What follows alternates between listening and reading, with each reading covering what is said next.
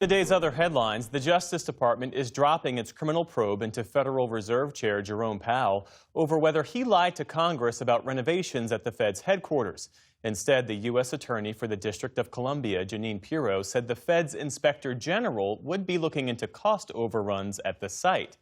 The announcement opens a pathway for Kevin Warsh to be confirmed as Powell's successor. Earlier this week, Republican Senator Thom Tillis threatened to block his nomination unless the DOJ dropped its investigation. At the White House today, Press Secretary Caroline Leavitt urged Tillis to move forward. Senator Tillis should do the right thing and move to confirm Kevin Warsh as speedily as possible. He is a phenomenal candidate to lead the Fed, and we shouldn't be holding our nation's economy hostage because of a disagreement with the Department of Justice.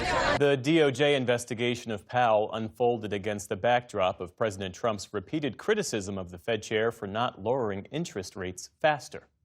A federal appeals court ruled today that President Trump's executive order banning asylum claims at the U.S. southern border is illegal. The three-judge panel found that immigration law gives people the right to apply for asylum, and the president cannot override those procedures. It marks the latest setback to Mr. Trump's broader immigration crackdown.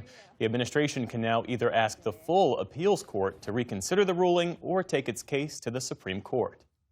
The FDA said today it will fast-track reviews for 3 psychedelic drugs aimed at treating mental health conditions, including depression and PTSD. 2 of the therapies involve the active ingredient in so-called magic mushrooms, while a third is based on MDMA, a substance commonly associated with ecstasy. The move follows an executive order signed by President Trump to accelerate research and ease some restrictions on these drugs. In northern Oklahoma, residents sifted through what was left of their homes today after suffering a direct hit from a powerful tornado.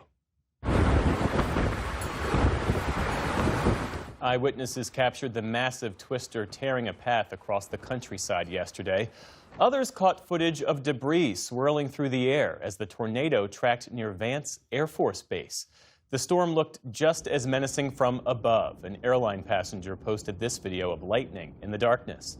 By daybreak, the storm's devastation was clear. Dozens of homes reduced to rubble. It was a miracle that there were no fatalities reported, but only minor injuries. Meantime, in southeast Georgia, it's so emotional because so many people have lost their homes. I've lived in this community for 41 years. It's my home. I grew up here. I went to school here. And I may not know everybody, but my heart breaks. Residents in Brantley County, Georgia, sized up the damage as wildfires forced hundreds of new evacuations there. Georgia's Governor Brian Kemp said 2 large wildfires in the state have destroyed more than 120 homes so far and are threatening nearly 1,000 more. State officials believe these fires have burned more homes than at any other time in Georgia's history. A union for Spirit Airlines employees said today that any federal bailout of the bankrupt carrier must protect workers from layoffs. That follows reports that the Trump administration is in talks to offer $500 million in financing in exchange for some 90% control of the airline. At the White House yesterday, President Trump even floated the idea of buying the airline outright. A lawyer for the carrier says liquidation could cost as many as 17,000 jobs. Spirit had hoped to emerge from bankruptcy later this year, but a spike in fuel costs tied to the Iran war has complicated those plans. Israeli Prime Minister Benjamin Netanyahu said today he has received treatment for prostate cancer and is now healthy. It's the first time he's publicly acknowledged the diagnosis.